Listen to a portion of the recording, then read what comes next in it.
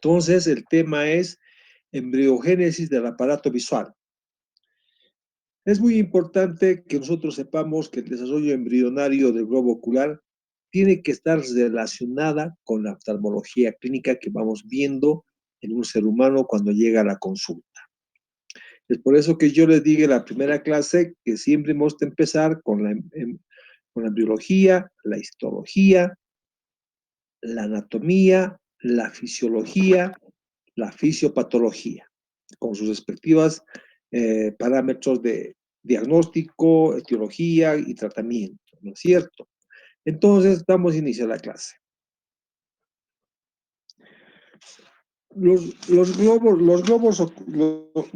La embriogénesis del aparato visual en el embrión humano derivan de varias estructuras que proceden de tejidos embrionarios distintos. Se diferencian específicamente de dos. Uno, del ectodermo y del mesodermo. Los primeros signos del futuro ojo se observan en un embrión a finales de la tercera semana y a principios de la cuarta semana.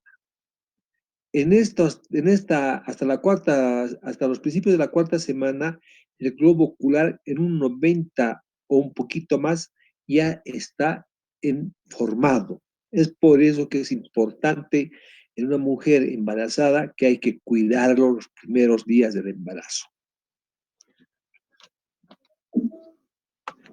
Concepto.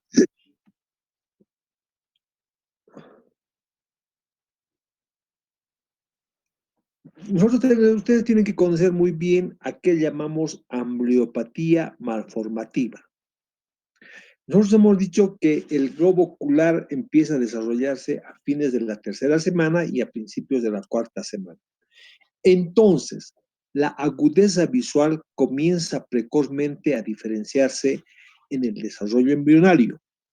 Este tiene como consecuencia clínica que cualquier embriopatía, sea tóxica o infecciosa, puede alterar su conformación normal y dar lugar a malformaciones congénitas, dando disminución visual. Esa disminución visual puede ser permanente, de severa consecuencia para el recién nacido. Es por eso que nosotros tenemos que cuidar, en especial en el periodo de gestación, como hay parto gratuito, tiene que cuidar el obstetra correctamente a la madre embarazada para que no tenga ninguna alteración a nivel ocular, lógicamente también en los diferentes sistemas del organismo. Entonces, a eso llamamos ambliopatía malformativa, porque ha habido una alteración que nos produzca una alteración. Ejemplo, una infección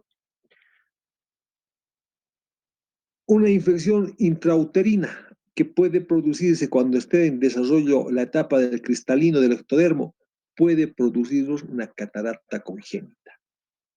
Es por eso que tenemos que saber, el obstetra tiene que manejarlo correctamente. Ellos ya tienen un parámetro de manejo a la embarazada de la forma más correcta para evitar todos estos problemas de mala formación. Embriogénesis del aparato visual en el embrión humano. Se inicia la embriogénesis, como hemos dicho, a fines de la tercera semana y a principios de la cuarta semana, cuando el embrión tiene de 5 a 8 milímetros de tamaño. El primero en formarse es la retina. Esta retina es un derivado del prosencéfalo, que llega a formar más adelante el cerebro anterior. Por lo tanto, forma parte del sistema nervioso central. Es por eso que la retina es considerada una proyección del cerebro, porque llega a formarse del prosencéfalo. La retina se forma a partir de dos vesículas ópticas primitivas que se comunican con el cerebro intermedio por el pedículo óptico, que posteriormente va a llegar a formar el nervio óptico. Sigue creciendo el embrión, llega a los 9 milímetros. En acá, estas vesículas ópticas primitivas se llegan a invaginar. En esta, miren, aquí está invaginándose la vesícula óptica. Se llegan a invaginar las vesículas ópticas y forman la copa o cúpula óptica, dando origen al cáliz óptico. Este cáliz óptico tiene doble pared, una pared externa y una pared interna. La pared externa de la copa o cúpula óptica forma la capa externa de la retina. La retina, esto ustedes ya tienen que saber, tiene 10 capas, 9 capas que se producen a partir de la pared interna, que es la neuroretina, y una capita más interna, que es el epitelio pigmentario. Estas dos formaciones, la neuroretina y el epitelio pigmentario, están separadas en forma virtual. Cuando el ser humano desarrolla, empieza a crecer, cualquiera sea la etiología, estas dos capas se pueden separar, el epitelio pigmentario y estas 9 capitas de la retina que forman la neuroretina, y se hacen real.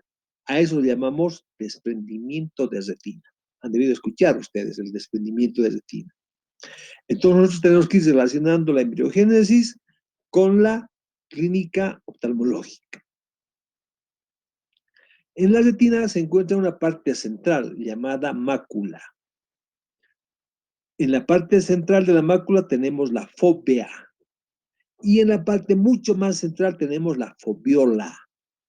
Estos elementos de mácula, fóvea y foviola son los encargados de la visión diurna del ser humano. Nosotros en este momento que estamos ya de noche, en la retina tenemos dos tipos de células, los conos y los bastones. Los bastones están empezando a funcionar de la mejor manera para que nosotros podamos realizar nuestra actividad diaria. Pero en la mácula, en la fóvea y en la foviola no tenemos conos. Tenemos una estructura enteramente llena de células mejor dicho, en la mácula tenemos conos y la retina periférica tiene bastones, que es la encargada de la visión nocturna.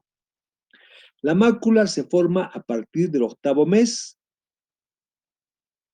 y termina de formarse a los 6 meses después de haber nacido. Es por esto la visión al nacer es incompleta. Como ven, no siempre todo se forma entre la 3ª y 4ª semana de vida. La retina, con sus diferentes estructuras, acaban recién de formarse hasta el 6º mes de nacido.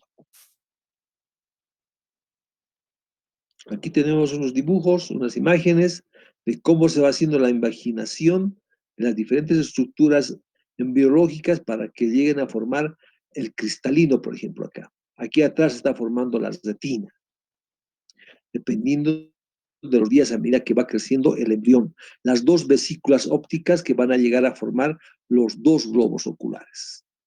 La cúpula o la copa óptica. Entonces, siempre es recomendable cuando una persona, una mujer se embaraza, hay que cuidarlo desde el momento del embarazo, porque si no, en las primeras épocas, si hace un descuido, puede tener problemas oftalmológicos el recién nacido. 5ª, 6ª semana. El embrión va a tener 10 milímetros de tamaño. El ectodermo superficial se va a invaginar y va a llegar a formar la vesícula cristaliniana que posteriormente se va a transformar en cristalino. Si no se lo cuida en esta época de su formación, de la 5ª a la 6ª semana, este cristalino se puede producir una alteración. ¿Cuál alteración? Como el cristalino es transparente, se puede oscurecer. A eso llamamos catarata congénita en la 5ª y 6ª semana. Ejemplo, como ya les he dicho, puede ser producido por una infección intrauterina, por ingesta de fármacos en el embarazo. Entonces hay que tener mucho cuidado con las mujeres embarazadas en esta etapa de la quinta, sexta semana de su periodo, que no hay que dar cualquier medicación. Eso tiene que manejarlo el obstetra. Después tenemos la formación de las conjuntivas, la glándula lagrimal y el sistema secretor lagrimal. Nosotros sabemos que tenemos un elemento que forma las lágrimas, que es la glándula lagrimal, y el sistema de secreción que va a ir eliminándose las lágrimas. Cualquier alteración a este nivel va a producir serios problemas tanto puede ser en la formación de la lágrima o en su eliminación. Va creciendo el embrión, 17 milímetros de tamaño. La nutrición de este embrión, de estos globos oculares, del sistema está dado por la arteria hialoidea. La arteria hialoidea es la encargada de nutrir al globo ocular, todas sus estructuras. En la quinta y sexta semana del embrioncito, el mesodermo, la segunda capita, se va a condensar alrededor de las vesículas ópticas secundarias y va a llegar a formar a la coroides. La coroides hemos dicho que es un sistema vascular, la capa intermedia del globo ocular. También va a formar la esclera o la esclerótica, la capa blanca del globo ocular, el cuerpo ciliar. El cuerpo ciliar es muy importante porque gracias a este cuerpo ciliar que en su interior tiene un músculo, el músculo ciliar, nos va a favorecer en el proceso de la acomodación. ¿Qué es el proceso de la acomodación? Es lo que a nosotros nos permite ver a las diferentes distancias. Yo en este momento, por ejemplo, estoy frente a la computadora, estoy en visión de cerca. Levanto mi cabeza, estoy viendo la televisión al frente. Ya estoy acomodando mi visión a lejos.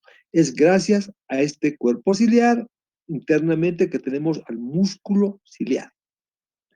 También del mesodermo se van a llegar a formar los músculos extrínsecos. Tenemos 6 músculos extrínsecos. El recto superior, que nos va a elevar el globo ocular. El recto inferior, que nos va a bajar el globo ocular. El recto interno, que va a meter el globo ocular hacia la nariz. El recto externo lo va a llevar hacia afuera en forma temporal. Después tengo el oblicuo mayor, me va a rotar hacia adentro. El oblicuo inferior me va a rotar hacia afuera. Gracias a estos músculos extrínsecos, que son 6, el ser humano puede mover las diferentes posiciones de la mirada para que pueda en su vida cotidiana no tener ningún problema. Cualquier alteración en el desarrollo puede haber problemas de los famosos estrabismos. Los estrabismos es que algo ha pasado. Puede ser en el músculo o en su inervación. Después tenemos a fines del séptimo mes ya, séptima semana, del ectodermo anterior. El ectodermo anterior se va a fusionar y la séptima semana se va a diferenciar y va a formar los músculos palpebrales. Tenemos 2 músculos, el músculo palpebral superior, el músculo palpebral inferior. El borde interno de los músculos, de los párpados, va a formar la hendidura palpebral. Nosotros sabemos que el párpado está formada por diferentes capas. La capa más externa es la piel del párpado. Después tenemos el tejido celular subcutáneo. Después el músculo orbicular. Después el tarso. Posteriormente la conjuntiva tarsal. Entonces eso deriva del ectodermo anterior.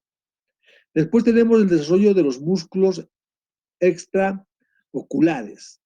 Tenemos el músculo de Müller, el elevador del párpado superior, los diferentes músculos que van a ir a conformar todas las estructuras del párpado.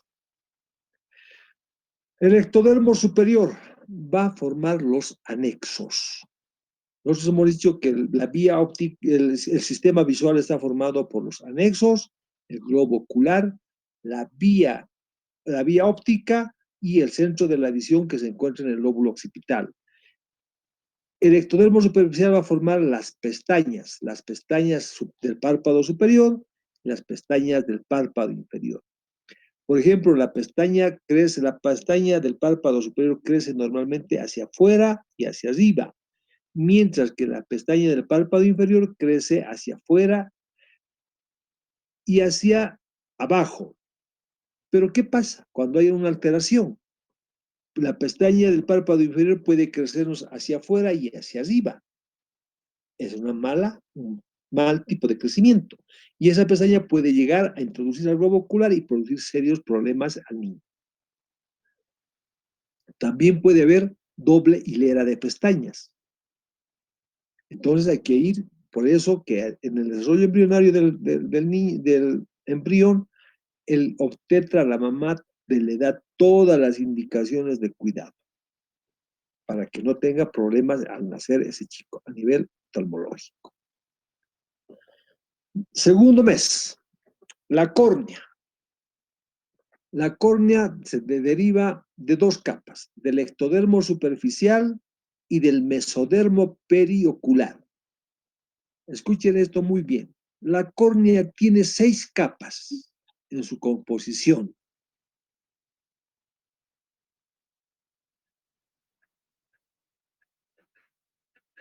El ectodermo superficial va a formar 3 capitas, va a formar. El epitelio de la córnea. Todo epitelio tiene una membrana basal, que sería la segunda capa. Después tenemos una tercera capa, la membrana de Bowman. Y la capa más gruesa del globo ocular es el parénquima corneal, o llamado también estroma corneal. El ectodermo superficial va a formar en un tercio anterior del parénquima. Entonces, eso forma el ectodermo. Y del mesodermo periocular, las 3/4 capas posteriores del estroma. Entonces, como ustedes escuchan, la córnea tiene 2 orígenes embriológicos, del ectodermo, las 1/3 anterior del parénquima, y del mesodermo periocular, las 3/4 posteriores del estroma. Después tenemos una quinta capita que es la DCMET, o membrana limitante posterior, y por último el endotelio. Cualquier alteración en esta época de desarrollo embrionario puede afectarnos al globo ocular. Por eso siempre, como vuelvo a repetir, hay que tener mucho cuidado en la mamá para que no esté haciendo situaciones que perjudiquen en el desarrollo normal de su formación del globo ocular del niño gestante. En el tercer mes, el crecimiento del cáliz del nervio óptico va a formar al cuerpo ciliar. El cuerpo ciliar, después tenemos al seno camerular. El seno camerular es fundamental, porque como se está formando la lágrima en la glándula lagrimal, va a llegar a la cámara posterior, después a la cámara anterior, y se va a eliminar por este seno camerular. Cuando hay una obstrucción, cualquiera fuese, de este seno camerular, el humor acuoso no se va a drenar y ahí se va a empezar a producir lo que llamamos el glaucoma. Cuando hablemos de glaucoma vamos a ver que hay diferentes tipos de glaucoma. A este nivel es el problema que no se está eliminando el humor acuoso como debería ser. Después tenemos el iris. El iris es fundamental porque en la parte central del iris tenemos la pupila. La pupila. ¿Qué es la pupila? Es la abertura central del globo ocular que nos va a regular la intensidad de luz que necesita la retina para que se produzca el fenómeno de transducción. Cuando hay bastante luz, la pupila se va a volver más pequeñita, de ver una miosis. Cuando hay poca luz, como en este momento, por ejemplo, que estamos de noche, va a haber una midriasis, la pupila se va a abrir. para poder recibir la mayor cantidad de luz para que llegue a la retina y se produzca el fenómeno de transducción. También el mesodermo forma el tejido conjuntivo del cuerpo ciliar y del iris. Fines del tercer mes. A fines del tercer mes se va a completar el desarrollo del nervio óptico y algunas capas de la retina. Aparece la capa plexiforme, aparecen las células ganglionares y la capa neuroblástica interna. Ustedes han escuchado que este proceso de formación del globo ocular, la embriogénesis, se produce mayormente en un proceso, como todo desarrollo orgánico en el embrión, poco a poco. Tiene ya sus fechas establecidas en qué momento van a empezar a aparecer los diferentes órganos del ser humano y ahora hablando del globo ocular, los diferentes elementos anatómicos del globo ocular.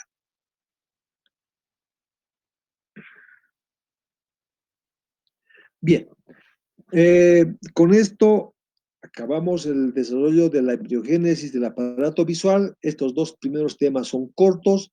La próxima semana vamos a empezar ya a hablar de los párpados. ¿Alguna consulta o pregunta?